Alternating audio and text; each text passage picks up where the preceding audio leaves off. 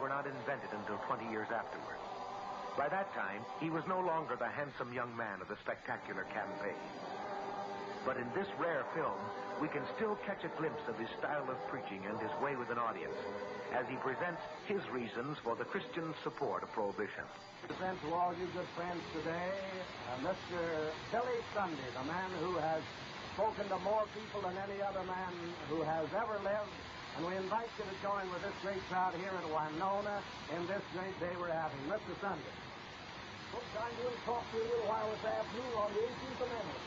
The Prohibition Amendment is the most popular thing, my friend, in America today. What means this assault against the 18th Amendment and the Constitution? It's an attempt on the part of the old brewers and the old distilleries and the old saloon keepers and the old bartenders and the whiskey politicians and newspapers to bind and rivet, my friends, the breweries around the neck of the American people again for their own profit. Their arguments against prohibition are as weak as soup made out of the scat of a chicken that's starved for. When you compare prohibition at its worst with the saloon at its best, prohibition's a million times better. And the ills you would fly to by repeating the 18th Amendment are 1,000 times worse than the ones you'd fly from by leaving it, my friend, as it is.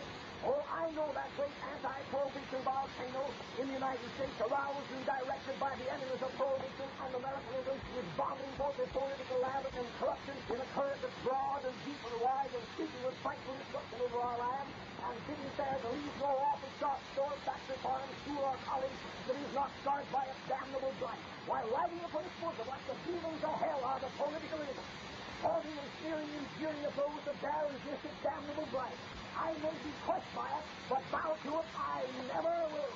Oh, history tells us many free countries have lost their liberty. America may lose hers. If she does, my proudest boast will be not that I was the last to desert it, but that I never deserted it. There's no neutral ground in this track. It's war to the knife and knife to the hilt.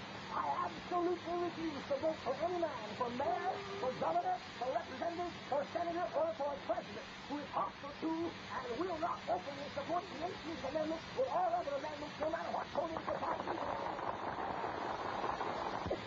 No matter what political party he may belong to, it will not openly support the 18th Amendment or any other amendment of the Constitution. Someone said to me the other day, oh, prohibition interferes with my personal liberty. Certainly, every law in the statute book interferes with the liberty of the cook that wants to break it.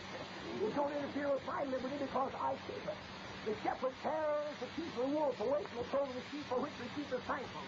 And then the wolf complains against the shepherd for interfering with his personal liberty. Now, said to me the other day, oh, prohibition is responsible for the depression. Oh, the world, it's worldwide. Then if it's worldwide, what caused it in the other nations? What causes the depression in Germany? What caused it in England, where they've had 2 million men on dole ever since the war?